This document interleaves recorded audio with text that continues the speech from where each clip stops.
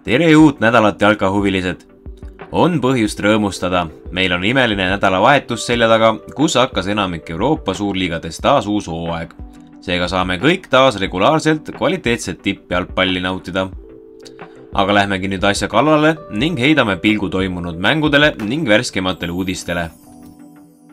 Real Madridi keskkaitsja Eder Militao rebestas hooaja esimeses voorus Athletic Bilbao vastu vasaku põlve eesmist ristati-sidet ning on sunnitud maha pidama pika vigastuspausi.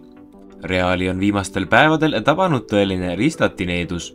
Alles 4 päeva tagasi tabas täpselt samasugune trauma ka esiväravat Thibaut Courtois'd. Mõlema mehe operatsiooni järgseks taastumisajaks arvatakse olevat 8–9 kuud. Inglismaa jalgpalli kõrgliigas mängiti pühapäeval 2 kohtumist ning mõlemas ei selgunud võitjaid. Äsja Harry Kane'iga hüvasti jätnud Tottenham mängis välja 2-2 viigi Brentfordiga ning Liverpool ja Chelsea lõid mõlemad 1 värava. Hispaania jalgpalli valitsev meister FC Barcelona alustas uut hooaega 0-0 viigiga mulluse 15. koha omaniku Getafe vastu, mängides juba 42. minutist arvulises vähemuses. Tulises kohtumises nähti kokku 3 punast kaarti, millest 2 sai võõral väljakul mänginud Barcelona. 42. minutil teenis Gaston Alvarezi küünarnukiga näkku löömise eest eemaldamise Rafinha. 70. minutil saadeti riietusruumi ka kohtunikuga vaielnud Barcelona peatreener Xavi. Getafel pidi seevastu 57. minutil teise kollase kaardi tõttu väljakult lahkuma Jaime Mata. Prantsusmaa jalgpalliklubi PSG ümber käib jätkuvalt tihe tiirutamine. Kui eelmisel nädalal selgus, et tähtründaja Kylian Mbappé ilmselt jätkab klubis, siis teine staar Neymar on nüüd võtnud vastu Saudi Araabia klubi Al Hilali helde pakkumise, teatas Prantsusmaa ajaleht L'Equipe. L'Equipe'i andmetel oleks brasiilasest ründajaleping Saudi Araabias 2-aastane ja palk kogu lepingu perioodi jooksul umbes 160 miljonit eurot ehk keskmiselt 80 miljonit hooaja kohta. Eesti koondise ründaja Erik Sorga on uues koduklubis Sumquayatis lõpuks väravasoone leidnud. Kui nädala eest tegi ta penaltipunktilt skoori hooaja esimeses liigamängus, siis nüüd säras kontrollkohtumises. Sumquayati teise vooru kohtumine Sabahiga lükati edasi ning toonuse hoidmiseks peeti selle asemel kontrollkohtumine esiliiga klubi Moikiga. Sumquayat võitis seisusele vastavalt 6-1 ning Sorga arvele jäi kübaratrikk. Lisaks andis ta veel 1 väravale söödu. Itaalia jalgpalliliit teatas pühapäeval, et 5 aastat meeste jalgpallikoondist juhendanud 58-aastane Roberto Mancini otsustas ametist loobuda.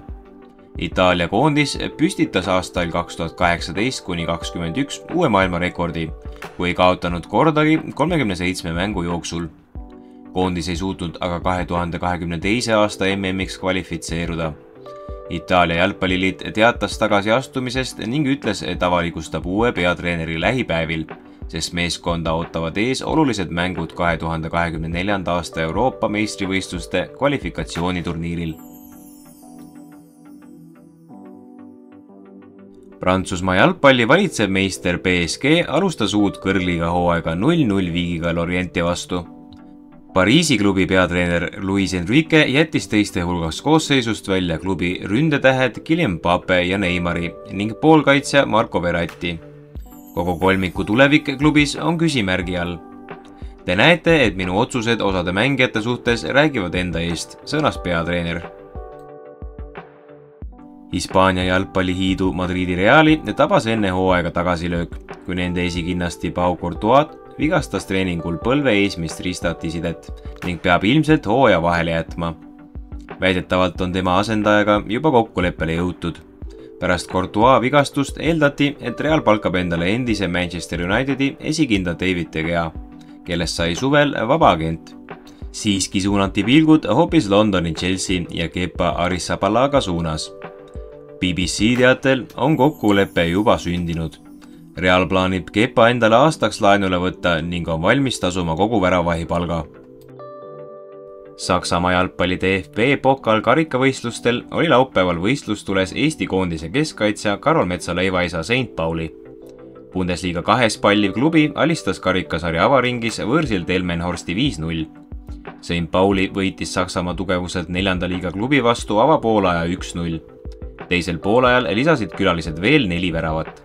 Põhikoosseisu pääsenud Karol Mets võeti puhkama 63. minutil, kui seis oli 2-0. Madridi Reali jalgpalliklubi alistas Hispaania kõrgliiga avavoorus 2-0 Bilbao Atleticu. Särava debüüdi tegi Reali suvine suurost Jude Bellingham. 103 miljoni euro eest Dortmundi Borussiast Madridi siirdunud 20-aastasel inglasel kulus kõigest 36 minutit, et Hispaania kõrgliigas väravaarve avada.